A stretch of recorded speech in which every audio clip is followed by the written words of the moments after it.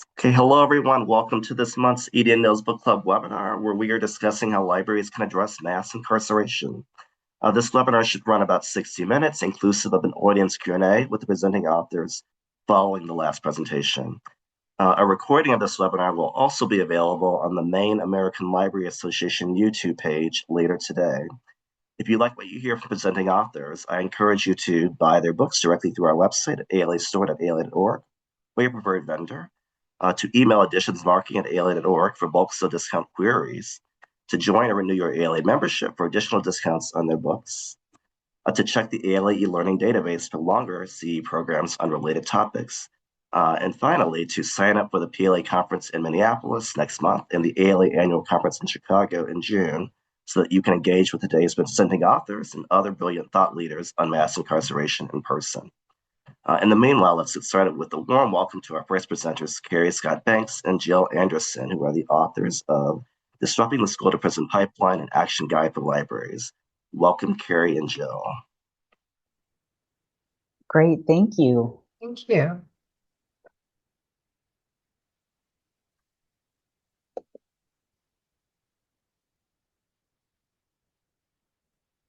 Okay. Am I sharing, Carrie?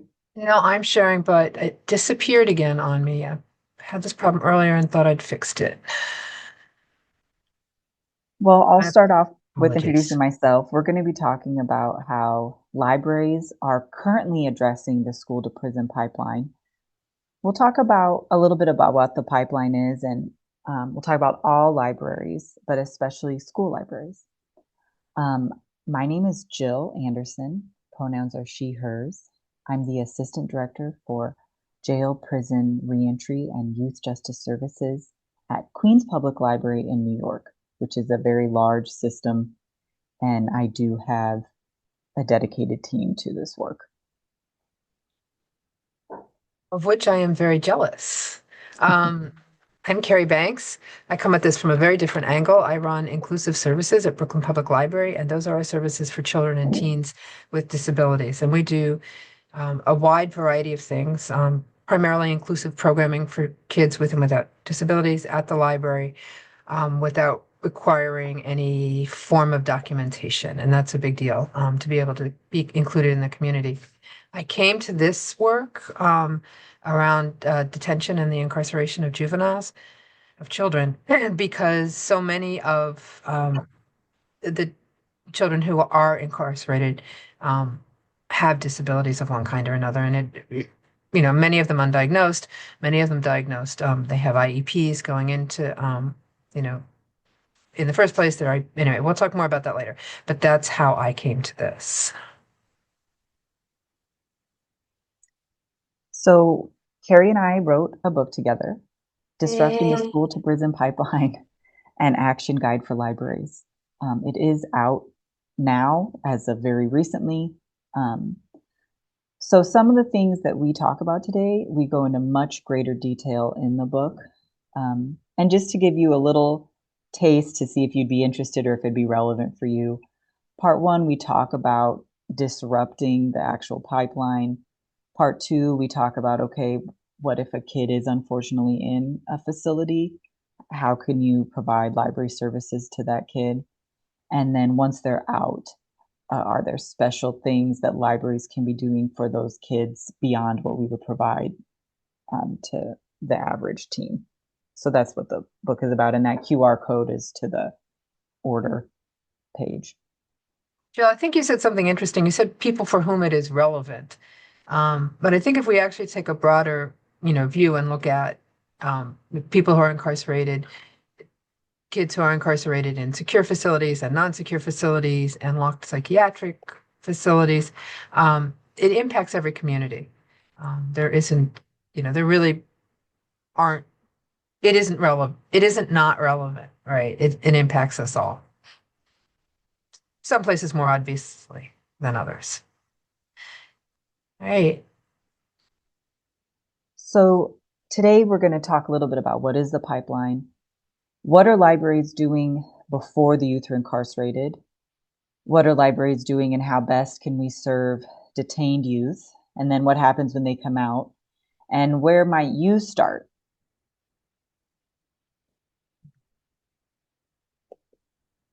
So, well, I know what I'd like to start at the beginning. What is the school to prison pipeline? We've heard about it, it buzzes around in our head, and I still have trouble defining it. So I'm going to just read this one. So, it are the policies and practices of school and law enforcement that criminalize normal adolescent behavior and mental health issues, forcing students out of school temporarily and permanently. And then once they're out of school, they are much more likely to run into to law enforcement, to have interactions with law enforcement. They are, and hence into the school to prison pipeline. Of course, students are also arrested in schools.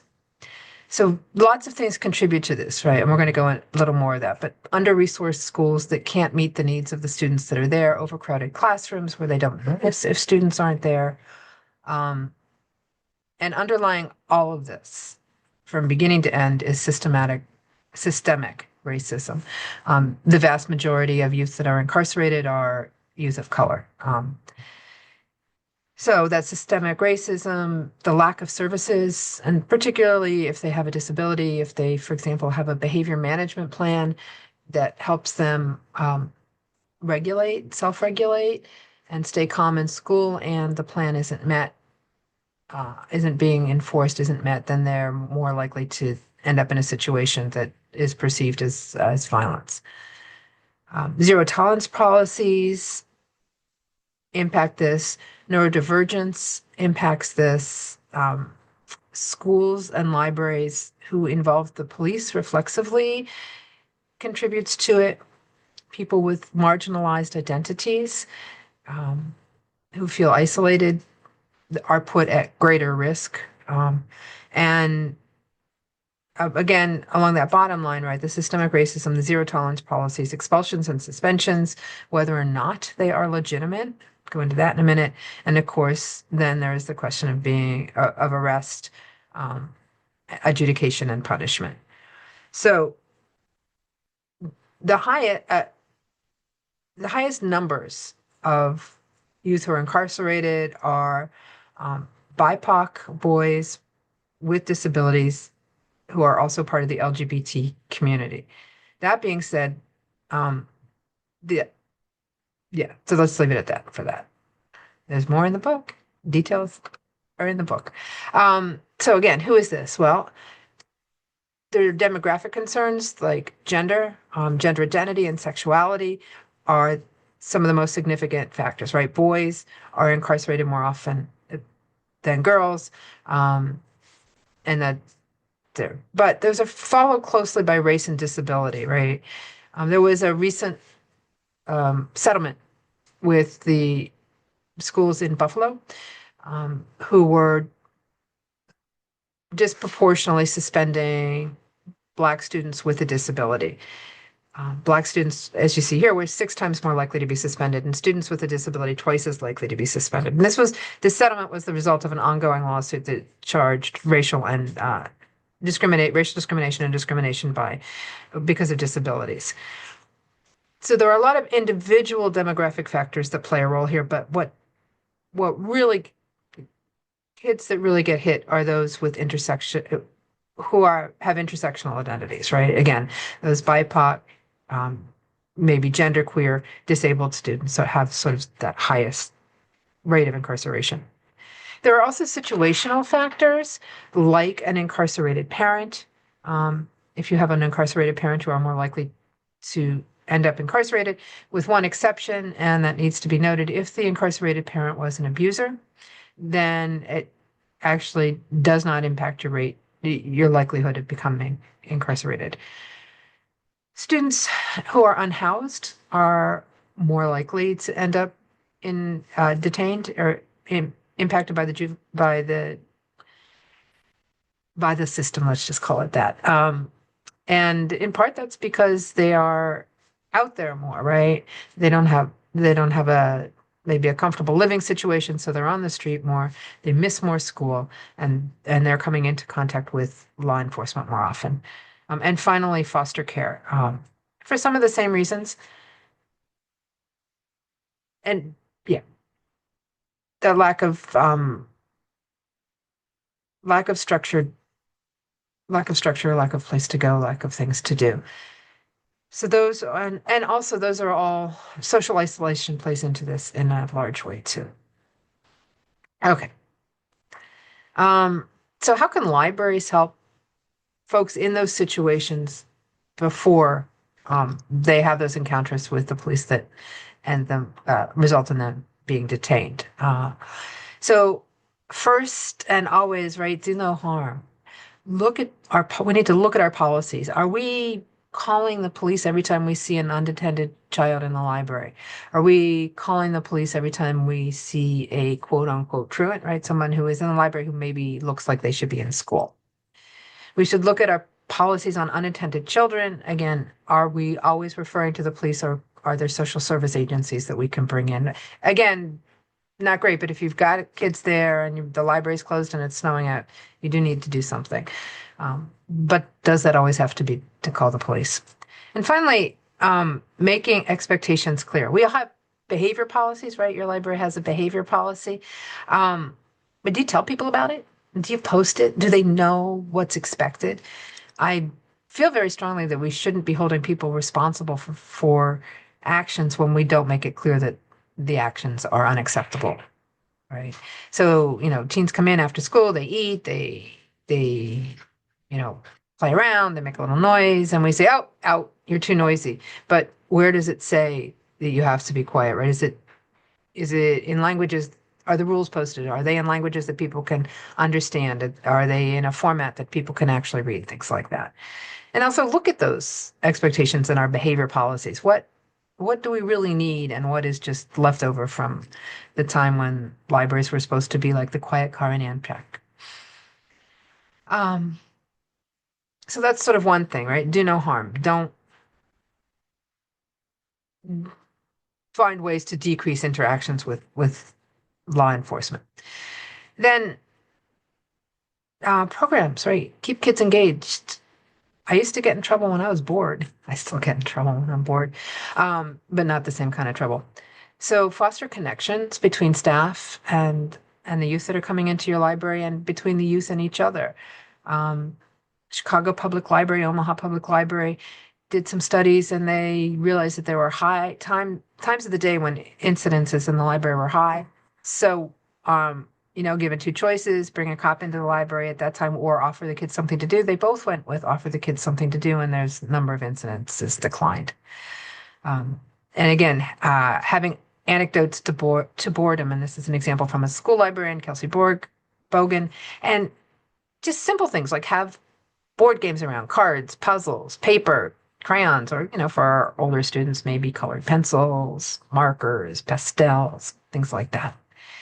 And then sometimes, this is very directly related to disabilities, and having a sensory space where people can self-regulate can help keep things calm, to be honest. So sensory spaces, and if you don't have a sensory space, at Brooklyn Public Library, we have provided sensory kits, right, with things like fidgets and noise-canceling headphones and caps to block the light for folks in the library.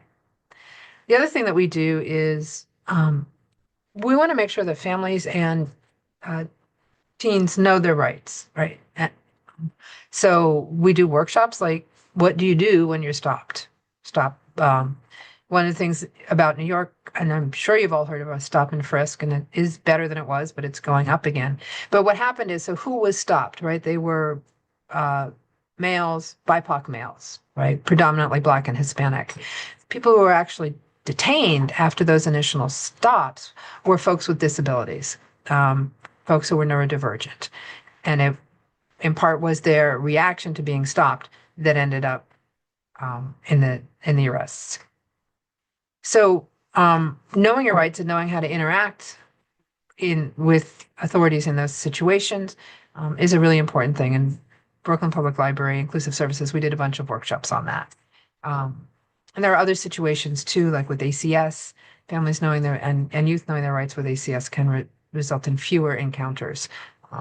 And by the way, for every encounter you have, a child has with law enforcement, the more likely it is that that they will end up incarcerated later on.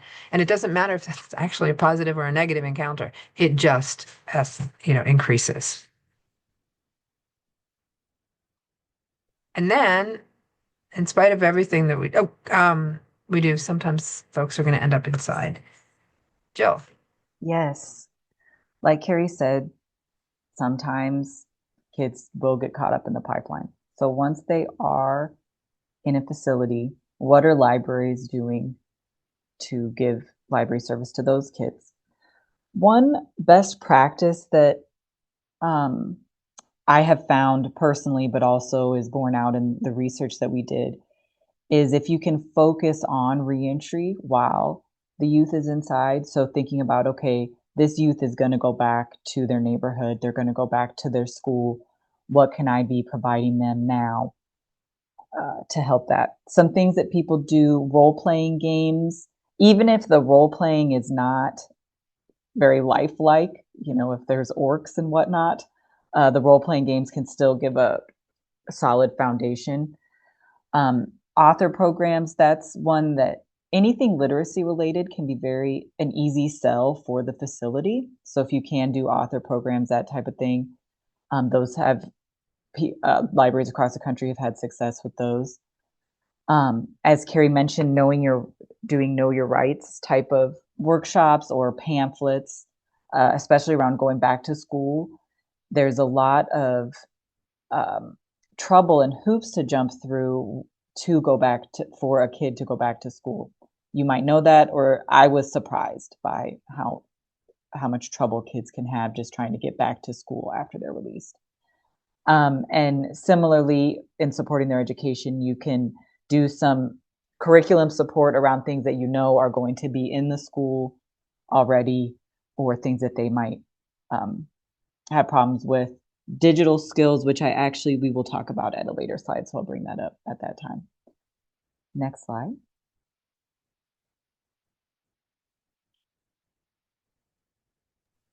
Sorry about that. Oftentimes, students are entitled to special education services and they don't get them, particularly when they're inside.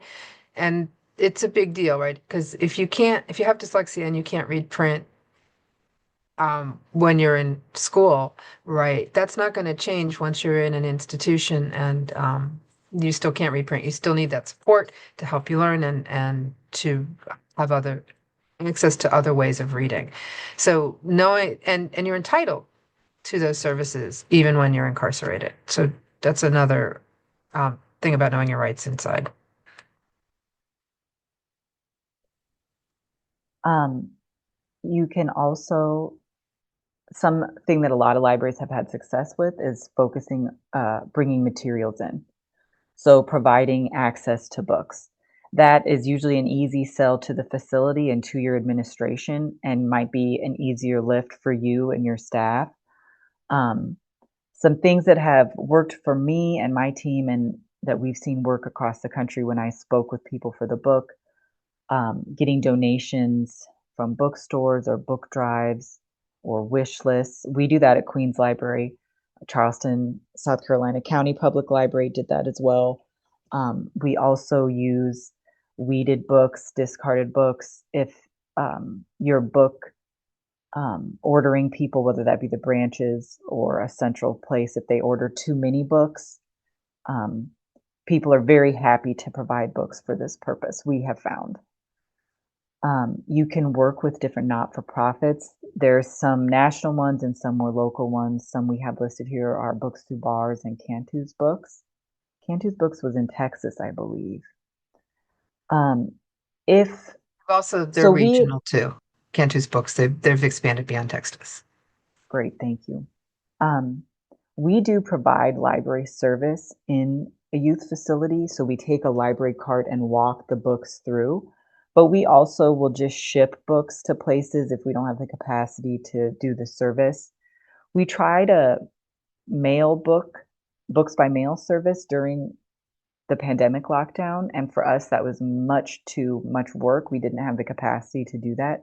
But that maybe could be an option if you have a smaller facility or if you have a robust ILL or mailing department. We also work with facilities where we will give the facility an institutional library card. That might work for you. And some libraries throughout the country are actually giving the kids library cards. If that works for you, great. We have not been able to do that in our facilities, but that's definitely an option. Next slide, please. So then after incarceration, you will have interacted with kids who are impacted by the legal system, even if you don't know it. You've definitely interacted with these kids. But if you want to focus on them more explicitly, some things that we found that were successful, keeping in mind that recently released youth are under a lot of pressure to do things that are probably not going to the library. So they might have fines and fees that they're supposed to pay off. In my experience, there's a lot of pressure to get a job, and there's a lot of pressure to finish school and do only those things and not do anything else. So if you can create your programs around those two goals, that can be successful. They also might have curfews or have different things around using technology or where they can go, who they can be in the same building with. So keeping that in mind and making your programs and services as low barrier as possible. Another thing that I found from the research that I thought was interesting, because I had not tried this in my own work, was fostering a positive self-narrative. So not just in maybe programs on art or journaling, or just when you're talking to the kid, having this thought of, okay, the kid did a bad thing, but is not a bad person. And so if someone's putting themselves down, trying to shape their self narrative so it's more positive. And that is a research backed concept in both youth and adults. Next slide, please. I'm going to go quickly through the final 3 slides because I'm kind of at time. But you can create a reentry resource guide. There's a lot of those throughout the country. Not all of them are youth focused. There was a couple. I think Santa Clara County was one of them that was youth focused. You can see on the slide, Queens Library has a reentry resource guide, not youth focused, but something might already exist, or it might be an easy lift for you all to create, a LibGuide type reentry resource guide thing. Helping them get IDs. That's something most people need when they're out. Digital skills can be super important. A lot of youth have no access at all to any technology of any kind when they're inside. And so, even the latest iPhone might have AI that they've never seen before or whatever. So providing digital skills can really pay off. Know your rights around expungement and your rap sheet. And then internships and volunteer opportunities can be really impactful. And then just recreation, although like I said, remembering that they're under those pressures. Next slide, please. And then school libraries can definitely have a special role. They might be the ones who are interacting with these kids the most. So knowing the IEP and the behavior plans, so you're not contributing to the pipeline inadvertently by putting a kid, disciplining a kid for what's normal adolescent behavior or what might be behavior that they can't help because of their disability. Carrie mentioned the social isolation. So bringing visibility and not stigma to some of these things, like having an incarcerated parent or having been arrested before, those can all be important. And then having the continuity after release. So maybe it's not so difficult for them to start school that first day and that first week. I do want to bring up, there was this Stanford study where recently released youth wrote a letter of hopes and aspirations and gave that to an adult at their school. And just the writing of the letter brought a decrease in being incarcerated again. The adult didn't even necessarily have to respond. But then when the adults did respond, there was an even greater decrease. And you can be that person for a kid. You can be the one that they share their hopes and dreams to. and respond positively. And that right there is a protective factor. Final slide, please. Some librarians in the library service to underserved children and their caregivers, part of ALSC, are creating a toolkit around supporting young people and their caregivers impacted by carceral systems. And that's forthcoming, and it will be on their website along with their other toolkits. Sorry for going over time. Thank you. No problem at all. Thank you so much, Carrie and Jill. That was amazing. And we will certainly have many questions for each of you as the hour nears its end. For now, I want to welcome Jeanie Austin, who is the author of Library Services and Incarceration, Recognizing Barriers, Strengthening Access. Welcome, Jeanie. Hi, and thank you, everyone. I'm really happy to be here. I'll just pull up my slides in a moment, in this very brief moment.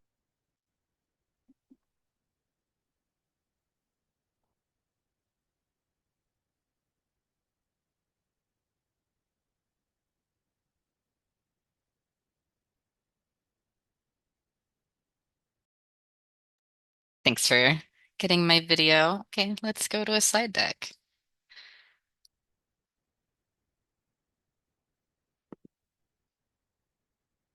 Thanks, Carrie and Jill, for your amazing work. I'm really, really looking forward to your book and all of the research that went into it, to learning from both of you. For those who don't know me, I'm Jeanie Austin. I'm a jail and reentry services librarian at San Francisco Public Library, and I am the lead on SFPL's Mellon-funded grant project called Expanding Information Access for Incarcerated People. My pronouns are they, them. I want to start by talking about what is this massive mass incarceration that we're discussing today. And I think one of the most profound ways that we can see this is by looking at how incarceration actually impacts and how that impact echoes out through the entire public that libraries serve. So, on any given day in the United States, there's about 2 million people that are incarcerated or detained somewhere, and this is a breakdown from Prison Policy Initiative. They've done these reports called The Whole Pie every year. This is the most recent one for 2026. And I think, unsurprisingly, given a lot of national trends and policies in policing and immigration enforcement, one of the most notable changes in the pie between last year and this year is the number of people who are held in immigration detention. There's a lot more to say about all of these trends. I really recommend looking at the whole pie report. But in this brief time that we have together, what I want to highlight is that it's not just the 2 million people who are incarcerated that are impacted negatively by incarceration. Up to 6 million people are under some kind of state supervision, parole, or probation following their incarceration. So after they're released, where their movements are really curtailed or surveilled. And recent research that was published around the time that my book came out, which I'll talk about in just a moment, showed that 1 in 4 adults in the United States has an immediate family member that has been incarcerated for at least one night. So I think there has been a desire, often in librarianship, to talk about these as services to special populations or through special libraries, but actually the entire composition of the public is shaped by incarceration, either through the direct removal of people into jails and prisons and immigration detention, sometimes for a very short amount of time, sometimes for decades, or through the additional work that families and children are positioned to do. And this really shapes the way I think that all of us think about what library services are and our ability to, think through who is the public that is served by libraries. So I really encourage all of you here, if you walk away with nothing else from this portion of the presentation, to recognize that the publics that we serve are completely shaped by these processes of incarceration in the United States.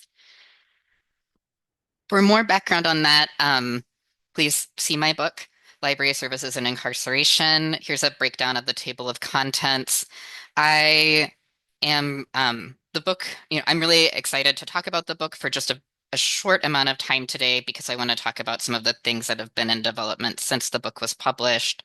But I want to highlight that at the time that I was writing this book, part of the reason for writing it is that I was an LIS student who was focused on library services and incarceration. I've provided library services and facilities for over 15 years in some manner. And I found it really difficult in my studies to find the kind of contextual information that would help me make the critical decisions that I needed to make around how to do library services well, especially in consideration of some of the trends in policing and incarceration that Carrie and Jill raised earlier. So the first half of the book is really about how do we contextualize this? How has library and information science contextualized library services and incarceration? And then the second half focused on what libraries were actually doing and how to get started. Also, at this time, there was a burgeoning need for more information around technology inside and information access around technologies. That continues to be a really pressing need that we're trying to address. So I'm going to talk about the state of the field. Every prison library operates as its own separate system. While I think some people I've encountered have this idea that prisons necessarily would have a library or a librarian. In fact, that plays out in these really different kinds of ways. So there's 50 state prison systems and then one federal prison system. That's across those systems is where the majority of the people who are incarcerated are located. In addition to that, there's individual county jails and juvenile detention centers all across the US. When we talk about prison libraries, something that's really important to know is that actually there is no set funding model for prison libraries, and there's very little guarantee of any kind of staffing. So some prison libraries are coordinated across a state by one librarian with an MLIS degree and largely run by incarcerated library workers who, just as an aside, also really want some professional development opportunities and post-incarceration employment. And some of the library systems don't have barely any budget for collections development. I've talked to prison librarians who have told me things like, if the books in my collection were less than 30 years old, this would be a much better library.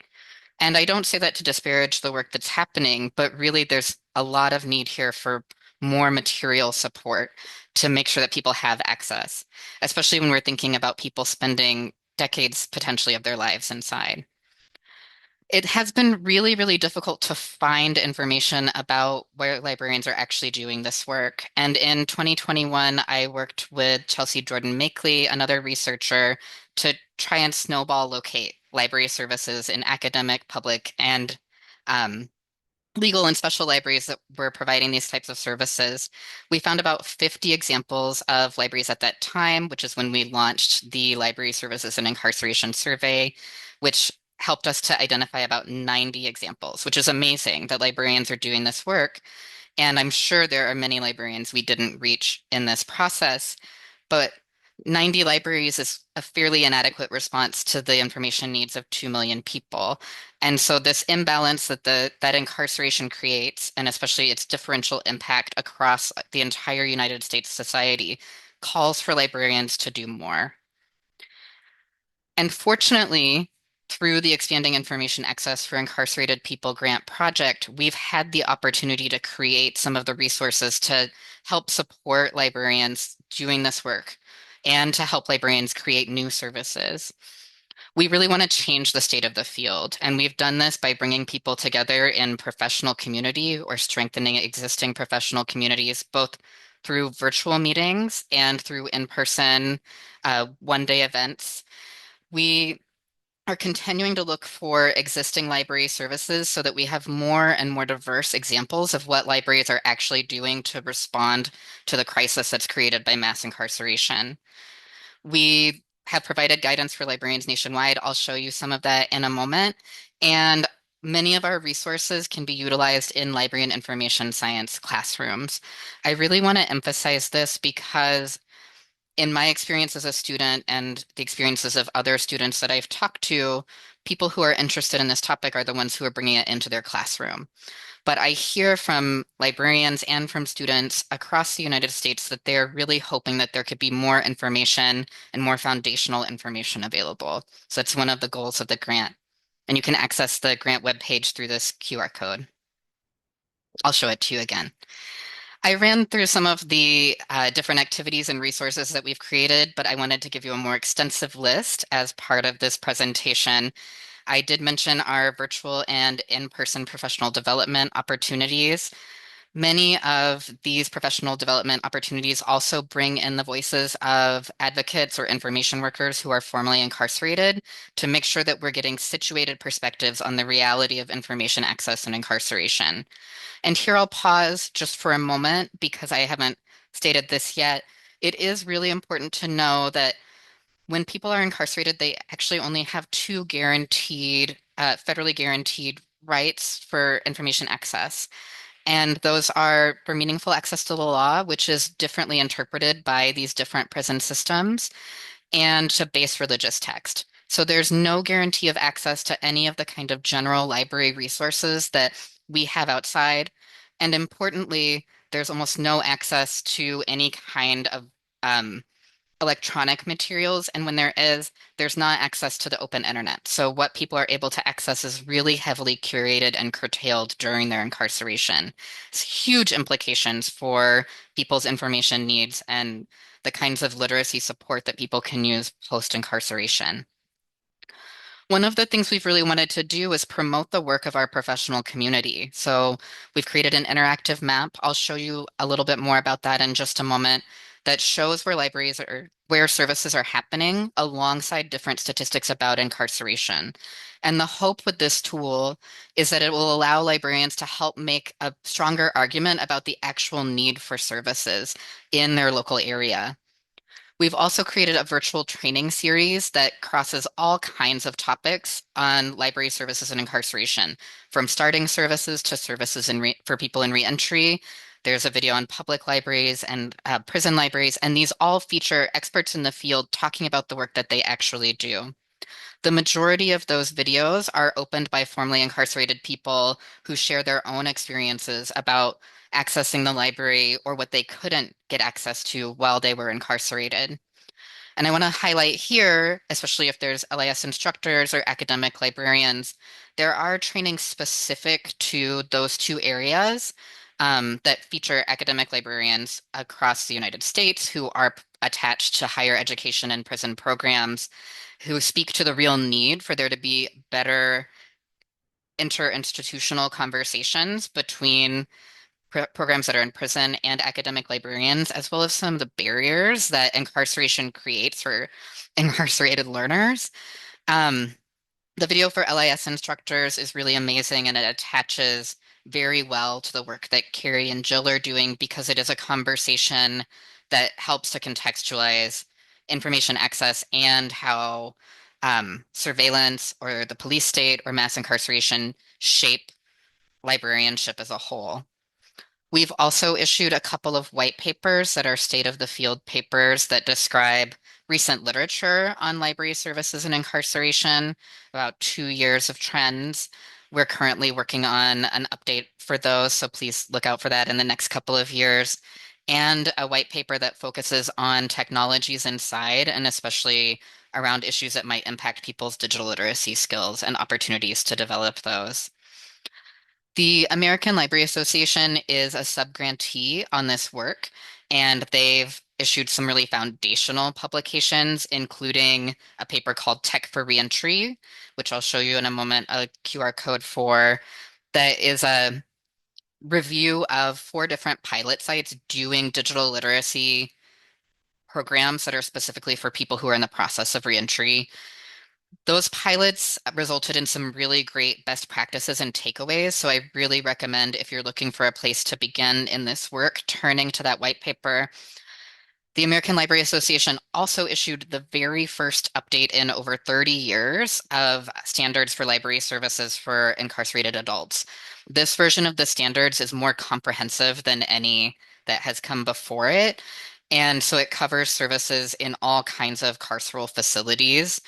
And it's a really beautiful outline of concerns that come up in this work if you're just trying to get a better feel for what kinds of professional conversations are happening. Notably, it does something that's very innovative, which is it includes examples that are called where it works that show what libraries are actually doing in the field. One of our goals with all of these resources is to show that the kinds of concerns that might come up from either library or facility administration that might make it much more difficult to provide library services in this area have already been addressed by librarians and information workers across the United States. And having access to those models helps us to become better advocates and to imagine new possibilities. So I'll show you a few of these resources. This is a GIF that illustrates the interactive tool I mentioned. It's a map. You can click on the state where you're located to find statistics, or you can click on any of the icons that you're seeing here to see where libraries are providing services near you. Up at the top, there's also a couple of related tabs that you can click through. One is for Books Through Bars programs, which Jill mentioned earlier as a place where you can get involved and plugged in. You can also use that information if you are in contact with somebody who is incarcerated to tell them about programs that will send free books. We've also worked with Ithaca S&R to modify their carceral media censorship materials so that you can see it as a map that breaks down carceral censorship state by state. Here's an image of the standards and a QR code if you would like to access them. They are available as a free PDF. That's something that's really important to state. The standards were created by a group of thought leaders of over 30 people and headed by Tracy D. Hall when she was the executive director of the American Library Association. And in addition to some of the notable improvements from previous versions of the standards that I mentioned, something really important about this version is that it incorporates the voices of formerly incarcerated creatives and thought leaders and information workers. And here is the Tech for Reentry paper, which I also described. Here's a QR code where you can access that directly. With all of these improvements, we do still have a number of places left to grow. And as I've underlined throughout this presentation, one of those places to grow is really in access to materials. There needs to be more advocacy for funding and for staffing in libraries and facilities across the US. While some prisons do have, there's a couple of examples of prison systems that do have more robust library services, sometimes provided through partnerships with state libraries, sometimes independently provided through state libraries. Many local facilities do not have any kind of funding or dedicated staff that are curating print collections. That's true for most local jails in the United States, and almost anywhere there's a library, there is also a jail. It's also true for most juvenile detentions in the United States. There's also a need for e-resources inside. In San Francisco Public Library, we've been able to partner with Hoopla and with the San Francisco Sheriff's Department to provide library services in a curated, or sorry, library materials in a curated collection through the free tablets that are available here. There's a lot more to say about all of this, and I hope that if you're interested in tablets and e-resources, you will reach out to my department. I'll put our shared email address in the chat after I finish talking. It's e-resources are incredible, and so it's been amazing to watch people have access to them after not having access for so long. And we've heard from our patrons that in some instances, this is the first time they've chosen what music they listen to during their incarceration. So for years, sometimes. We also know that e-resources are helping to meet an accessibility need that is created by incarceration, especially for people who might have some difficulties with print literacy to have access to audiobooks is really, really profound.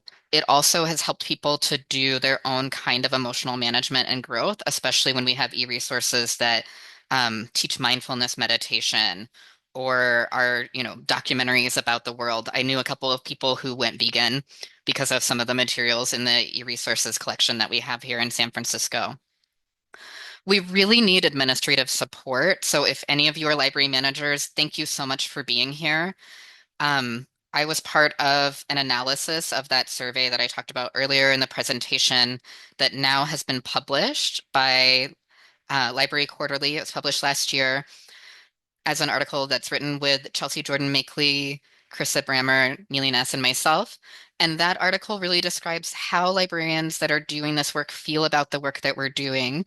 And one of the quotes from that article is someone says, I feel like I'm sitting on a pile of gold that no one will let me give away. So we need your support to help us give away the gold that the library holds, and to leverage library resources to be more inclusive of our entire communities. We also hope that administrators will support us as we approach partnerships with facilities because facilities have a chain of command and rank that they really follow. And to see that library management is on board helps to build trust that's necessary for getting librarians or library materials inside. As always, we need more advocacy and public awareness. Thank you to those of you who are doing public programs around mass incarceration or that are featuring formerly incarcerated or currently incarcerated information workers or creators. Um, so much need for digital literacy. Please read the Tech for Reentry white paper.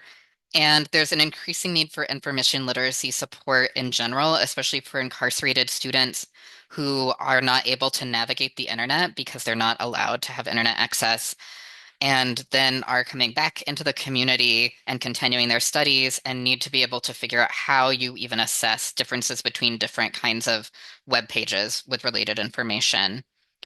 We also really need support for LAS students that are impacted by incarceration. In the years that I have done this work, I have heard from students across the United States about their own experiences with personal incarceration or with their family members' incarceration. And this kind of silencing around incarceration and its impact on information access and on the field at large is costing us because it's keeping us from growing in these ways that we could become really responsive to the realities of the world and from utilizing our professional tools to the best of all of our abilities. So this does involve having a trauma-informed and system-informed approach that means that we're not talking about incarceration as something that happens to other people, but instead is really a conversation that's taking place in recognition of that 1 in 4 adults in the United States that has been directly impacted by incarceration.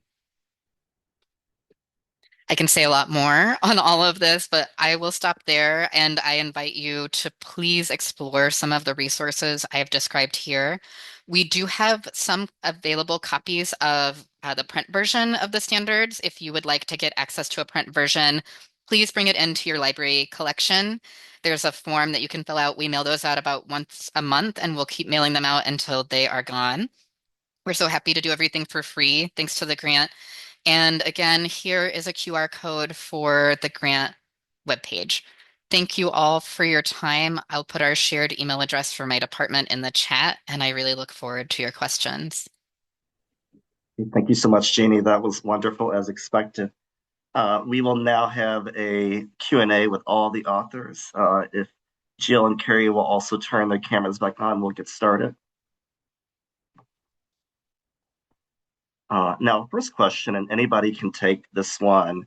I'm wondering if you all can talk about the role of digital literacy and monitored access to the internet in juvenile detention centers and larger adult prison systems nowadays. What are your observations of how libraries and access to resources and the experience of patrons has changed as in certain prison settings that has become more accessible? I can start off. Um, so I'm thinking about the 4 different facilities that we go into routinely. One of them is a jail. They have tablets that go in there or that are in there, and the tablets are provided by a for-profit company. They are able to use the tablets generally, and they have kind of an email-like system. It's a messaging system, but it's similar to email, so in that way it could be training them for email. and they're able to access really old books, like through the Gutenberg press or Gutenberg website. And then they have some jail provided like literature on like voting and things that they can access. We will work within that system as long as there's no way someone would ever get charged for using materials we might provide on there. So like we'll put candidate guides on there when there's an election coming up, or other smaller things. They don't have any other access to tech in that facility. Another facility we work with is a state prison. They have a computer lab. The computer lab is locked down from the internet, but our Queens Library website is whitelisted on it, so they can access the website, although they can't like click links that open to outside. We have tried to get computer and tech classes into that facility for years, and we've had not a lot of success, but I will continue to try. Me and my team try monthly, really. I have heard there's a nonprofit that goes in there and provides coding programs, but I haven't actually seen that. We go into 2 juvenile facilities. One of them, the larger one, to my mind, from what I've seen, has literally no access to any digital things of any kind except for VCRs, TVs with VCRs. So they have, from what I've seen, they have nothing. The other smaller youth facility also is similar. I have not seen that they have very much, but they'll allow us to bring in tech that we can show the kids. So basically what we brought in cameras, we brought in podcasting equipment and recording devices, and things around producing a music video. Thank you for that. It's so helpful to get a stronger visual of what the reality is in these settings. Jeanie and Carrie, do either of you want to add to that? I'll just add this is an important area for advocacy, and we're increasingly seeing publications that are written by from incarcerated people who are engaged in information work, like journalists, where they're hoping that there can be an increase in access to the internet. When I talk about this with library school students, I often encourage people to just take a moment and reflect on their own information practice and how digitally dependent it has become, and to try to think through what it is like when even the most inane kind of question that you've had through the day remains unanswered unless there's a library that you can write to get that answer, and the kind of waiting that that entails. The information that gets inside is so precious to people, and what people are able to do with the information that they can access is really, really incredible. But there is no way, without an increase in technology that is not, as Jill underlined, exploitative and expensive, for people to be in any kind of information world that even begins to bridge the version of what we have access to at any given moment on the outside. Let's go ahead and thank you for that answer, Jeanie. Let's take some other questions from the audience. Roland Conley asked, regarding having policies visible so that expectations are clear, what methods are used to do that while also maintaining a welcoming atmosphere in the library? And I think that question was intended for Carrie and Jill. So it's a hard thing, right? It's all hard. But if we're framing our policies in a way that's positive, that really helps. Like in order, we want to make sure everyone's comfortable. Please try this, please do this. And again, that please do, and not don't, please do take your food outside and eat at the table. If we're framing it that way, it's less, it creates a positive, a less negative atmosphere. I mean, still there are rules, right? We all have rules in our libraries. And we do need to make people know about that. Another thing about, continuing to encourage a welcoming environment is making sure that those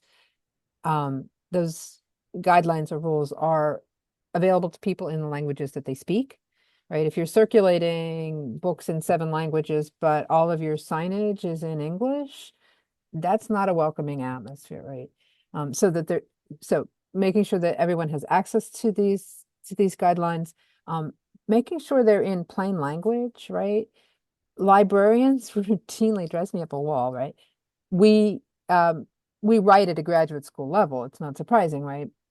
But people don't read at a graduate school level. They're reading on average between a 5th and 7th grade level. So our material needs to be written at that level so people can understand it, right? And also if you're an English language learner or you have, like me, a disability, print disability, I have dyslexia and dysgraphia, or you have an intellectual disability or even autism. All of these things can impact how you interact with and understand things like policies that are written, way, way up here. So we need to be keeping that more in mind. And again, if the information is accessible to people and they know what's expected, it's a more welcoming environment. What's not welcoming is being held accountable for something that you didn't know was an issue, right? My mind. Absolutely. Another question, and this one is primarily for Jeanie, I think. But actually, any of you can answer it. It was just there, and then it went away. Somebody already answering it. Okay, Jill's answered it. But I'll ask it aloud anyway. Do any of you have advice for approaching institutions that have historically been hesitant to allow outside groups in? And then any of you can take that one.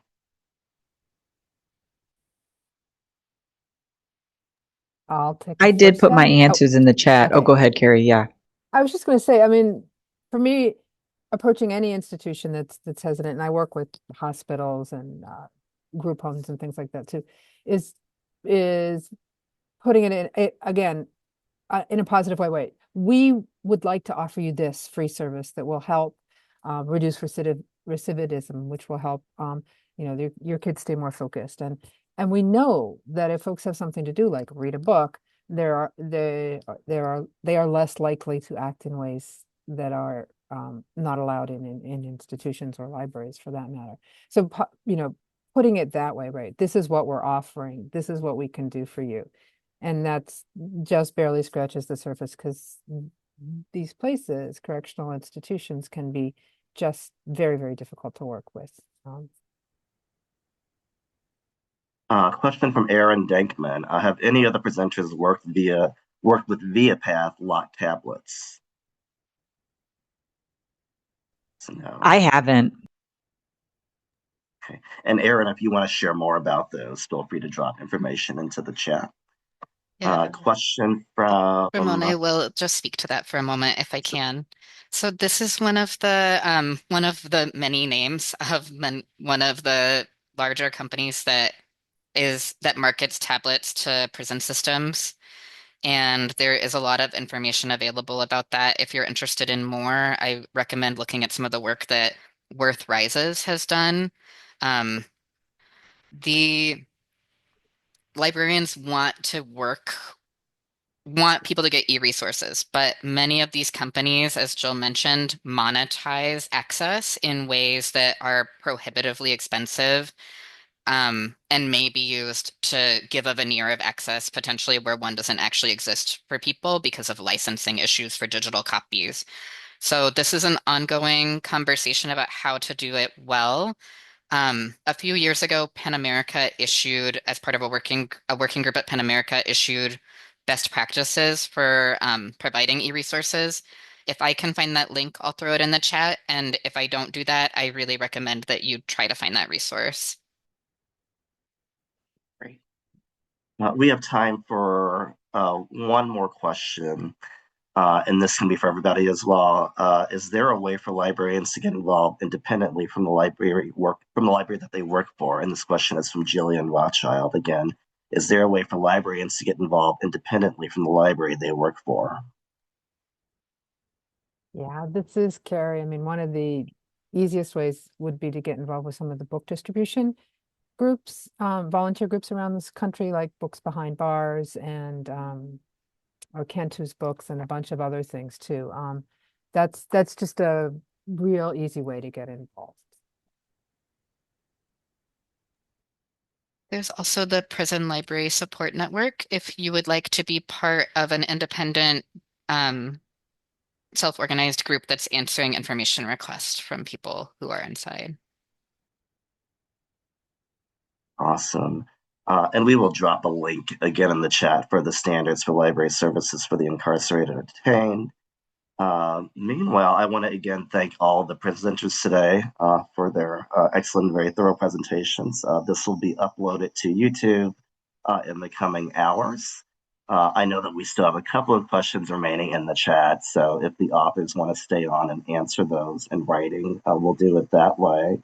Otherwise, look to the recording and to the ALA Star website and to the link being dropped in the chat for the standards for further information. And also, don't forget to come to registering for PLA in April and for ALA Annual in June. All of the authors who are presenting today will be at least one of those conferences presenting longer sessions on these topics. So if you'd like to engage with them in person, Chicago is the place to do it at in June. Okay, thanks all. Talk to you again soon.